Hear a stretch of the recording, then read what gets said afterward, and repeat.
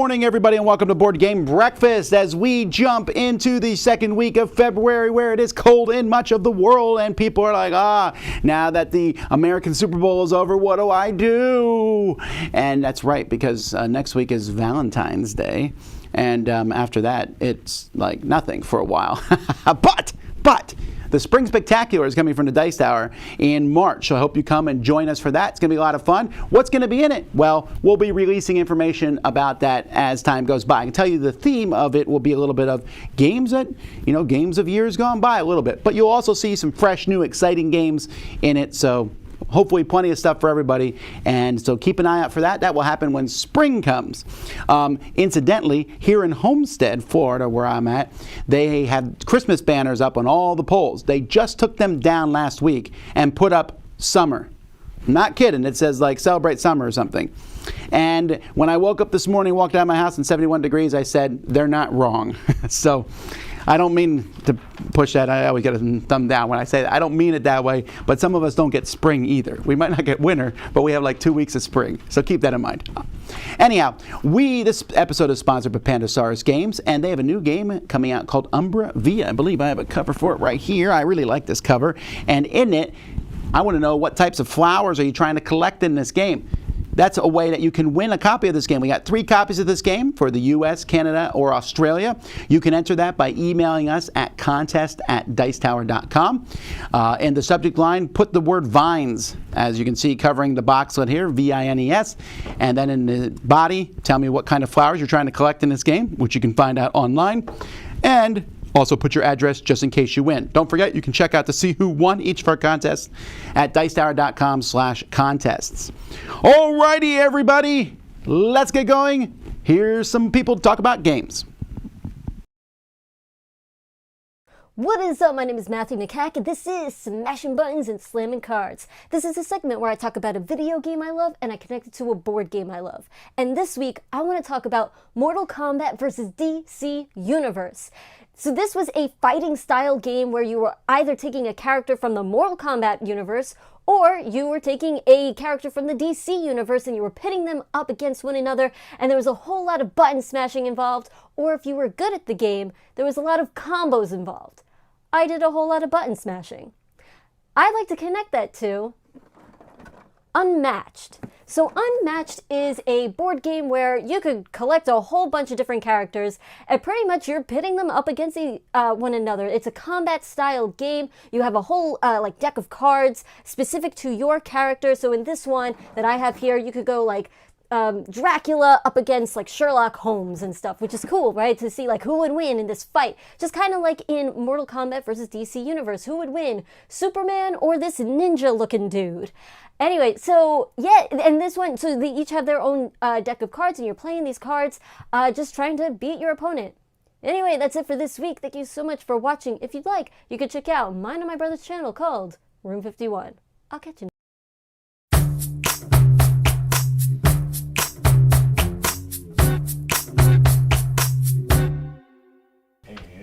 Occasionally, we go back and look 30 years ago, and we talk about games in the past. And so that's what we're doing now. Back to 1991. And a game that when I first heard about it, I have to say I was excited because one of my biggest themes, as I mentioned in our top 10 anticipated games coming out in 2021, is pirates. I don't think there's enough good pirate games. There's a lot more than there used to be for sure. But back in 1991, there was one. And for the next decade of sorts, there was not many, and that is Blackbeard. Now, Blackbeard was designed by the recently passed away designer Richard Berg. Richard Berg does not know how to design games that were simple. His games were overly complex, but when this came out from Avalon Hill, that's the kind of games you played. Avalon Hill was making big, heavy Euro-style games. I mean, war games, not Euro-style games. This was not quite a war game, but it used a lot of the same ideas and thoughts from them. In this, you have a pirate ship. You go around and you fight other people. You take people for ransom, and all kinds of different things happen in this game. Here's the thing about this. That cover looks very exciting and very cool. But Richard Berg was trying to make a realistic pirate game. Pirates are often romanticized, either for good or for ill, but they're cool, Captain Jack Sparrow and everything. Those times were not tremendously cool. Being on a pirate ship was not tremendously fun, even if you did like the looting and pillaging. The fact was, scurvy was a thing. How do I know this? Because in this game, you deal with it. You got to make sure you have enough citrus on board to keep your crew from getting scurvy. And so it's trying to be realistic to that point. Blackbeard is, for me, notable as it's the one game I've ever got sunburned playing. I played it on the roof of my house in Korea with somebody, and when we were done, I was like, oh yeah, we got sunburned. I'm going to tell people that's from playing games. But it's really dated. It has, I know that GMT re-implemented it in 2008. I do not know what the difference was exactly. I've not played that game. Oh no. Never mind. That's a lie. I did play that game. What are you talking about? I played it and took a look at it, and I gave it an even worse rating. It's a prettier game for sure, but it's too slow, it's too grueling, and it just doesn't stand modern games. So, Blackbeard, I wanted to like the game, and I don't have a problem, for example, with playing the romanticized pirate, just like I don't have a problem with playing romanticized Wild West, because that's more fun than the actual vicious truth stuff. I'm not saying there's not a place for that, but I think in this game, it was almost too tough and too slow and too war-gamey. So, anyhow, that's Blackbeard. I'm Tom Vasel. We'll see you, why am I ending the video? I don't know. I'm a little confused here. We still got things to go. Let's do it.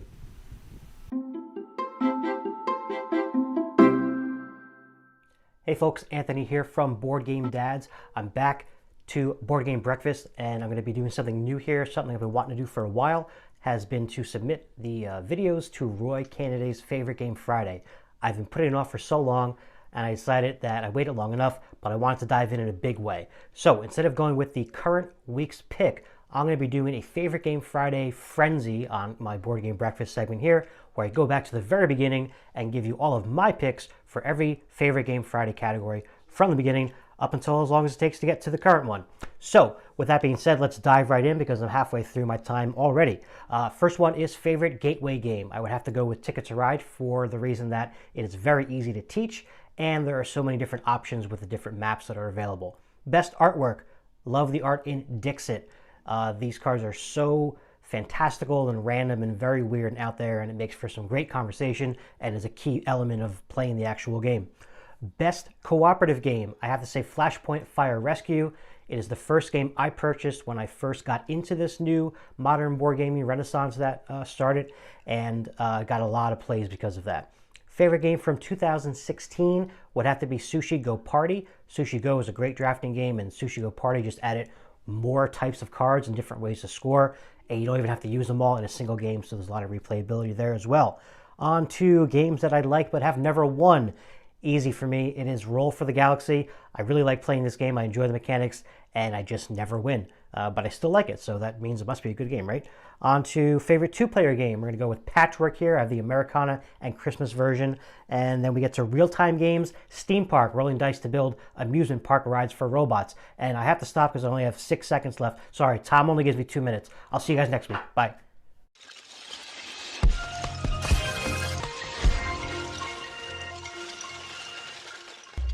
Hey there, Dice Tower fans. My name is Dave from Gamevine, and I hope your breakfast is going fantastic. Now, today's Smash Up is going to be another Dexterity Smash Up. During Dexterity Week, I found one of the most seamless and best pairing for Smash Ups ever, and that is for Disc Duelers and Catacombs. There you go, Catacombs. That is, if Catacombs 3rd Edition isn't already enough for you, you can go ahead and take these heroes from Disc Duelers and mix and match their powers along with some of the items and stuff that you get from Catacombs and some of the heroes as well, and make this fantastic, cool party. So let me show you what I'm talking about down the table, and we'll go from there. Let's go. Okay, so these are the two games set up together, and you wouldn't really be able to tell a difference. Though, I will say, it's definitely apparent that the Disc Duelers discs are much taller, but they are really close to the circumference shape of the Catacombs pieces.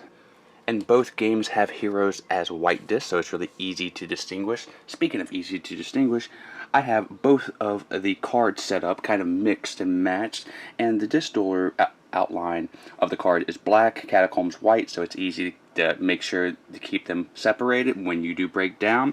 But it looks like they go together so well, and the cool thing about distillers is all the rules are on the card, so if you know everything about catacombs, it's going to be easy to transition these characters into the game.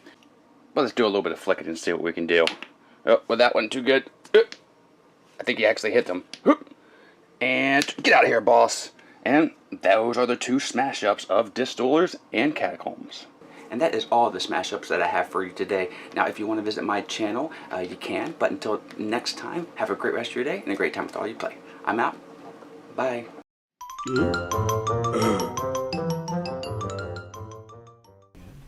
I think the only problem with that particular mashup is the fact that how many people have disc tours. It just was not as big a popular game. I enjoyed it. In fact, I have it. It's one of the few games that's in my personal collection. I have a small personal collection at Dice Tower of games I didn't put in Dice Tower Library, but didn't want to get rid of. And so that's one of them. It's not, well, maybe I did put in Dice Tower Library. I don't remember. But anyhow, mixing it with Catacombs, I don't know if I want to do that, but that's an interesting idea. Okay, so let's talk about what's coming from the Dice Tower this week. Well, tomorrow we have a podcast going up on our channel. If you never listened to the audio podcast, me, Eric, and Mandy, we talk about games from 10 years ago. And we answer questions and talk about some new games and stuff. So go ahead and give that a listen. And don't forget the rest of our podcast on the Dice Tower Network. So different things are happening this week. So we're playing a few live plays of games. Tomorrow, me and Mike are going to be playing through a sequel to The Duke called The Centurion. And then later on Friday, we're going to be playing a game from Colossal Games called Reload. So both of those are happening. Come join us for those. Because we're doing our playthrough tomorrow at 10, which is kind of messes with our shoots and marbles thing that we're doing, that's getting pushed to 3. But that's not the only live thing tomorrow. Tomorrow I'm starting a new series called 5 More Great Games, where I'm going to go through my next 250 games. I'm only doing 5 at a time, of 101 through 350. So I'm going to do that over the course of this year and just do different games that fall in there. Games that I think are fantastic, but because I have a very small percentage of games making the top 100. I'm going to try to have special guests with me with these episodes. They're going to be very short, but that will be tomorrow at 2. We're also going to be taking a look at, me and my family are going to be taking a look at Scotland Yard, me and the girls, because they've never played that before. But other things, the new Nidavellir expansion, the new expansion for Era.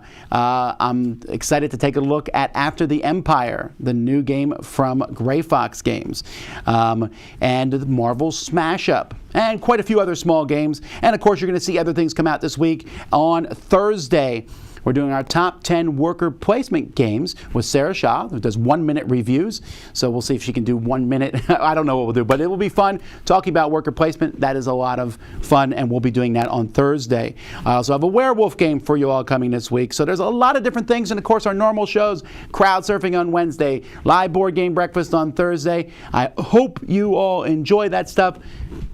Let's keep moving. Happy breakfast, everyone. Today I'm going to talk to you about Double 360. So Double is all about that good kind of pressure. You're trying to speed match basically between the cards. Now on this one, the 2 cards you're matching, you can never see at the same time. So there's the added pressure of the memory game, which just works so perfectly with this.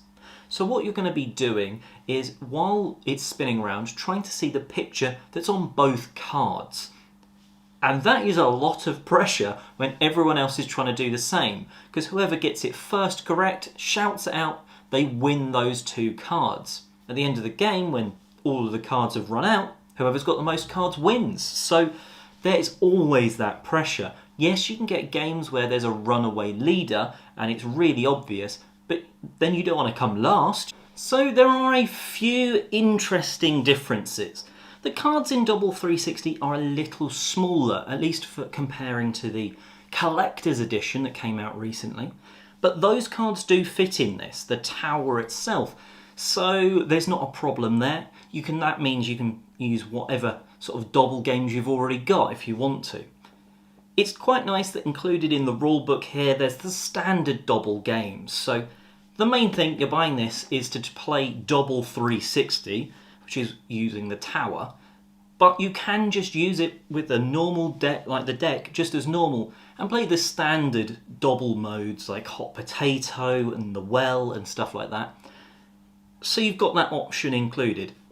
You're probably always going to use the tower if you're playing this version. It's nice that it's there though.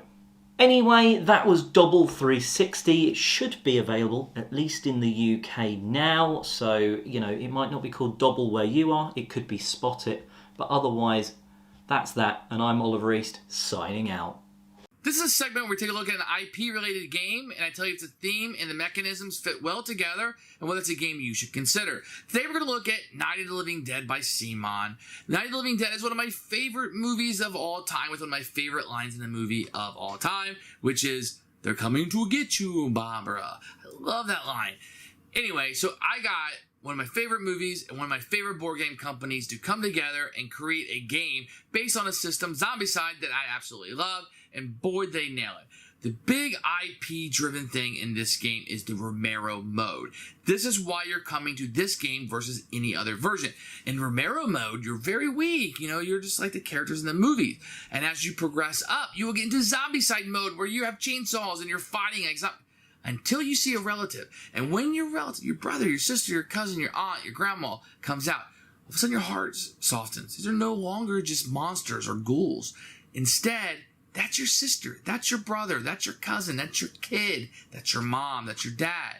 And your heart softens. And you can't be as wild and you can't be as violent as you were just a few minutes ago because reality has come back to you. And that's a really big thing in Night of the Living Dead, and it comes crashing through in this game. I feel like the scenarios, that Romero mode that's included, really bring the IP alive, and it brings the mechanisms of Zombicide and these new variant mechanisms you have and collide almost perfectly, like peanut butter and jelly, onto this game. And the IP and the mechanisms and the theme all fit so well together, and it really works. And the game is good. A lot of people say CMON has too many expansions, $1,000 in every game, blah, blah, blah. It's a self-contained system you can get into. It has one little Kickstarter box that you may or may not need depending on your love of the source material. And it's affordable in relation to some other stuff that they put out. And they really, really nailed it here. One I can recommend to you. And the IP and the mechanisms fit. Blew my mind. Great job.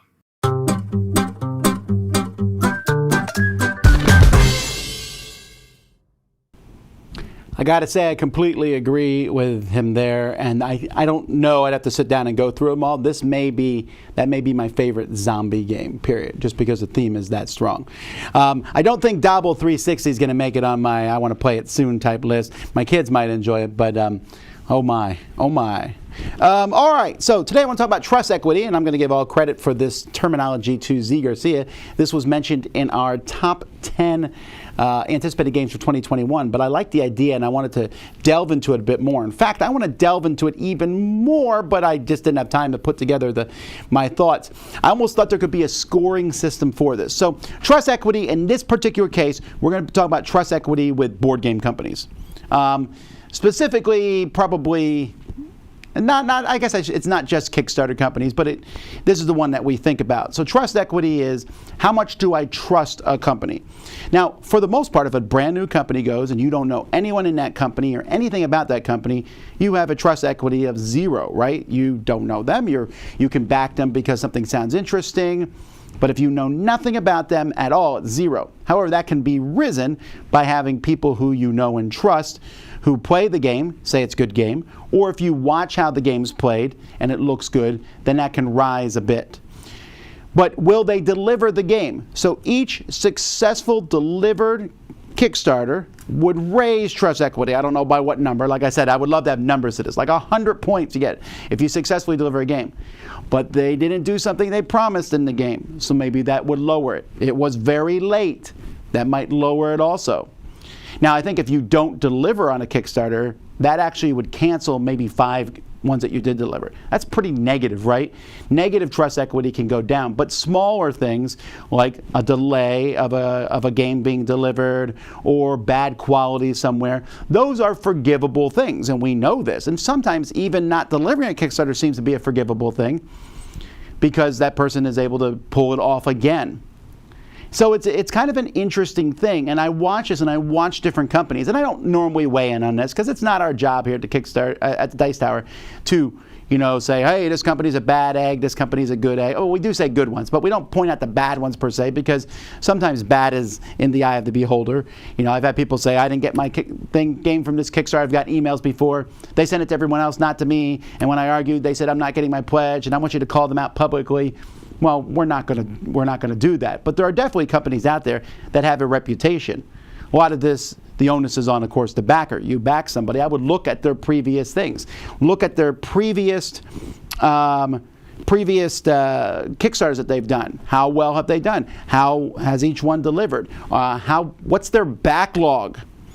Because it's interesting to me, because a company can seemingly do bad, but if their next project seems exciting enough, sometimes that overcomes it. Sometimes that backs it. And then, of course, trust equity doesn't mean anything when it comes to human greed and desire. And my example for this one always was the Hero Quest game. The Hero Quest game, with the company who was going to reprint that, they went to Kickstarter, and it was found they didn't have the rights to it from the designer, so Kickstarter told them they couldn't do it. They went to Indiegogo. Indiegogo, same reason, kicked them off. They went to another site, and they still fund it. So people who knew that they were kicked off these other websites were still funding this company, even though it was clear they didn't have the rights to it. And then when that game was never fulfilled, well, I would assume that company's trust equity fell completely to zero. When that happens, the company goes out of business. Now, people can argue over whether, you should do things like this, and I don't think anyone has put a numerical system on it, and I think that'd be silly to do so. We do this in our heads. I mean, that's the way it is with a restaurant, right? You go to a restaurant, you eat there, and it's terrible, and you're like, maybe it was a bad day, maybe whatever. But after one or two times, you're done. Some people, one bad experience is enough. That's usually not the case for me, but there's a restaurant here in town that I had several bad experiences. And then I was like, let's try them out again. And after the last time I went, I said, we're done with that place.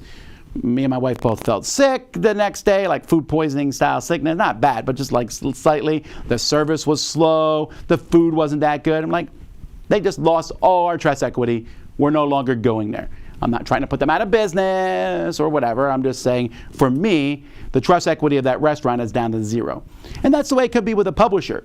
I don't necessarily think of it as much in money terms, but I do think when a game comes in the mail, there are some companies, a game will come in the mail and I'll go, my trust equity in this company is really low because I didn't like their last 6 games. That doesn't mean this one's not great. And in fact, this past Friday, we played a game here in studio who I dislike almost every game the company had done up to the point of that game, but then I really liked that game. So, I don't know, just something that's interesting to talk about. I think it's a fun concept, but it's also a very personal one. This is the kind of thing where, for me, a delay of Kickstarter is not a big deal. I understand the logistics. I'm willing to forgive a lot.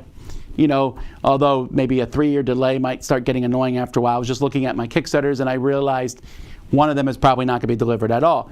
Well, my trust equity in that company isn't so high. But the ones that are late, I'm willing to forgive that. But for someone else, they might not be as forgiving. They might forgive a month or two, but after that, it dies down. So it's interesting, and everyone has different things. I don't like the way they publish this. I don't like how they change this. I don't like whatever, and that can change how they feel. But at the same time, if you consistently, solidly do a good job, that can bring your trust equity up. We worried about that this year on the Dice Tower with our Kickstarter, because our previous Kickstarter, because of various things, Panda took a long time to get us our rewards. Our last Kickstarter was late. We had been a few weeks late in the past, but we'd never been that late before. And that really bothered me because I knew that our trust equity with people was going down because of it being later like that. And so you're always trying to recover from that, trying to make things better so that it rises with people. Anyway, that's what I'm thinking today. Let's keep moving. Hi, I'm Josh from the YouTube channel Josh Yaks, here to look at another thematic game mechanism. When I was a kid, I loved reading all the autobiographies and biographies of the First and Second World War flying aces. When you read about these aircraft, though, you quickly realize that they are not all created equally, and that each type of aircraft has its own strengths and weaknesses. In the First World War air combat game Wings of Glory, the asymmetrical flying abilities of the aircraft are simulated with the brilliantly simple mechanism of maneuver cards. These maneuver cards are a literal game changer. Instead of having to learn a ton of rules to cover the various nuances of performance abilities between various aircraft, each aircraft simply has its own deck of maneuver cards that, when played on the table, indicate exactly how the plane flies. Let's look at a couple of examples of how this system differentiates between aircraft types. The Breguet BR-14 here is a relatively large two-seater aircraft whose rear gunner gives the aircraft a big advantage in terms of being able to shoot its gun both forwards and backwards. However, it also means that it isn't a very agile aircraft.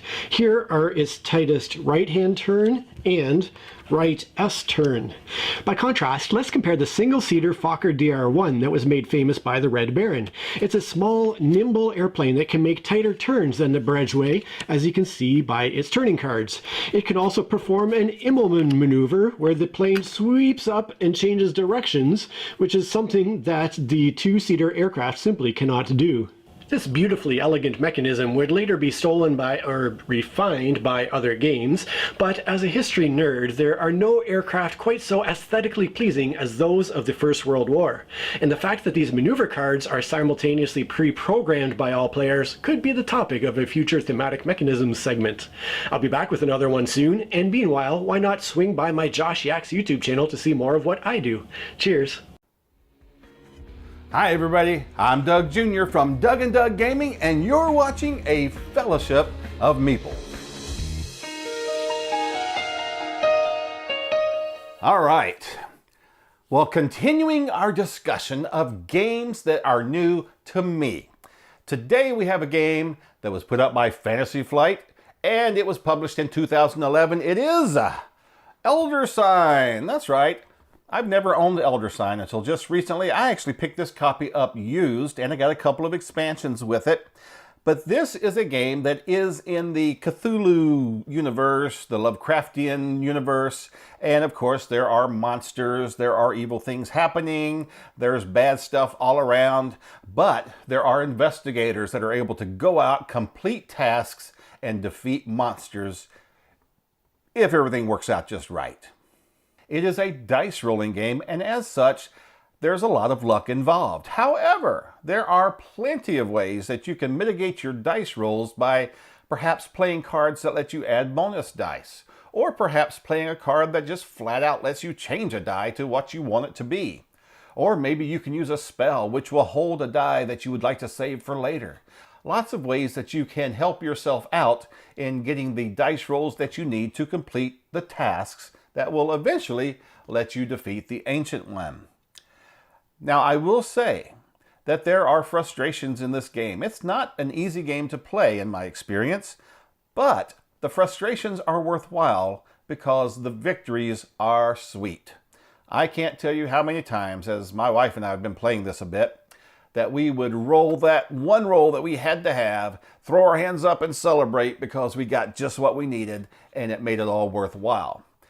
Elder Sign is a new game to me, and I have really been enjoying this. So thanks so much for watching this episode of a Fellowship of Meeples. We'll see you next time here on Board Game Breakfast.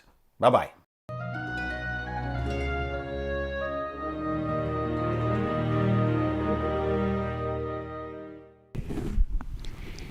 It's probably too late to stave off the comments, but yes, Mike came up with that term, as pointed out in the chat, and by Mike, who's in the room here.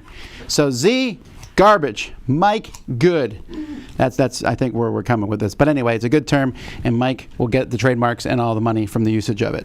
All right, folks, we're taking a look here at the Game Changers. This is not a game, and I thought I would do a full review of this and then decided not to because it's more silly than not. And I'm telling you, folks, I never wanted to hate a product so much in my life, and there are parts of it I do hate. But this is from Quinted, and this is 11 ways to spice up your game. It comes with 80 cards. So here is what you can do. The first module is called Wild Cards. You give a set of these to each player, and they can use those. So this one here, the play button, this you play it against somebody else, and you start a countdown. And I'm not kidding here. The countdown starts from 12 and a half seconds. So you go 12 and a half, 12, 11, and that's how long they have to take their turn. That's like just play. Maybe they're just afraid to use the number 13. I don't know what the deal is. Pause you can use once per game, and you say, for 2 minutes, everyone shut up, and I am going to get to pick what I want to do. Rewind, you can use this once, and you can say, I'd like to go back and change the actions of my last turn. Yeah, I can see that one's not a problem at all. And fast forward, you can play this one, and basically you're saying, hey, the game sucks. Does everyone agree with me? Let's just fast forward to the end and skip it. And repeat it lets you extend the length of your game. You could be like, let's play 2 more rounds. Let's play 30 minutes. Yeah, these are never going to see the light of day for me. So then we have the end. So these are cards that you can add, and you can make things at the end of the game worth positive, negative, or 0 victory points. You put resources on them. You can change essentially how scoring is going to happen in the game. And you'll just put like these here. So if you have none of this resource at the end of the game, it's worth negative 3 points. Yeah, sure. Okay. Easter eggs are even better. You can just put any scoring condition underneath it as long as it's attainable. And if someone else gets it, you reveal it and everyone gets a certain number of points. Great. Now we have foul play. Foul play, you put these out and you can cheat as much as you want. But if you're caught, you get a yellow card. And then if you're caught twice, you get a red card and are ejected from the game. Which I feel like should happen if you cheat anyway. But hey, what do I know? This one here changes a competitive game into a cooperative game. And you're trying to, if someone's at a certain score, then you can say, okay, now I'm going to try to reach that exact same score. It's actually confusing. Never play with it. Or better yet, you can turn any cooperative game into a competitive game by adding a saboteur with these cards. Joy. Here you can use these cards to bet on who's going to win a game. I don't know why that matters, but here's my favorite. You guys will love this one. This here lets you change seats. You shuffle these into the 80 card deck. You know, they all have the same back.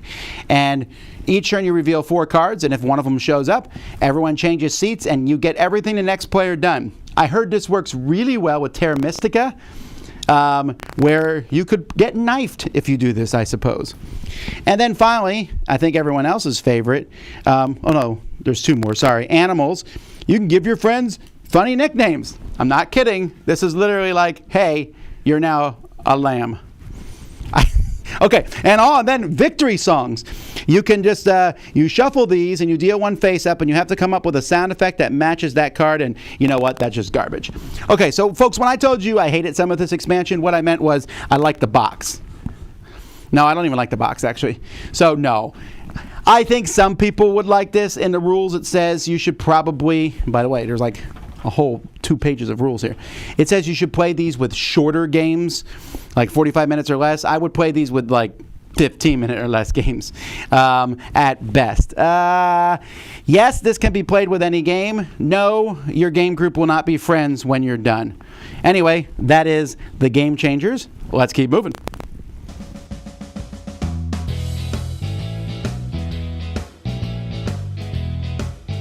Hello, and welcome back to Retro Board Game Corner. Here I have Shark Attack, published in 1988 by Milton Bradley.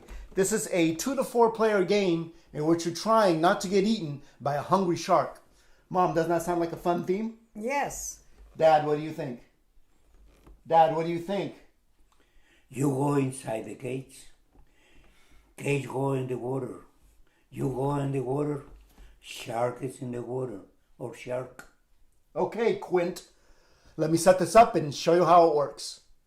This is what the game board will look like set up. The first thing you need to do is put the shark's mouth here on the dotted line to start. Now, after everybody has picked a different color fish to be, you can go ahead and turn the shark on and the game will start. Now, on every turn, somebody's going to roll the dice and call out the different color combinations. Green will move 1, red will move 1. And then you quickly go ahead and roll again. Red will move 1, white will move 1. The object of the game is to go ahead and try to stay ahead of the shark at all times. Now, the last person left standing will have won the game. Dad, I don't know if you knew this, but growing up, even in the swimming pool, I thought I was going to get eaten by a shark. You go inside the cage. Okay, enough with the lousy Quint impersonations. Well, that's all the time I have for now. If you have a comment, comment below, or you can tweet at me at RetroBoardGamer. And as always, may your rolls be high.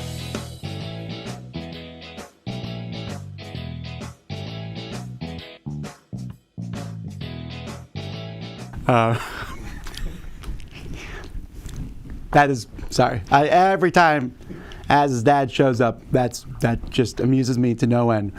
Folks, thanks so much for watching. This is not the only thing on our channel today. Well, I'll be back at noon doing a live Q&A. And actually, before then, in just 14 minutes, or 24 minutes, Z is going to be doing an app.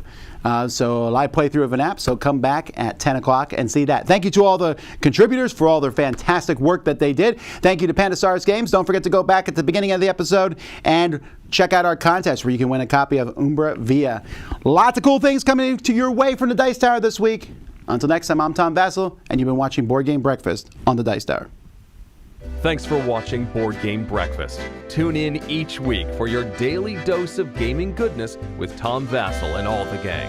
Until next time, I'm Eric Summerer, and you've been watching Board Game Breakfast, a Dice Tower production.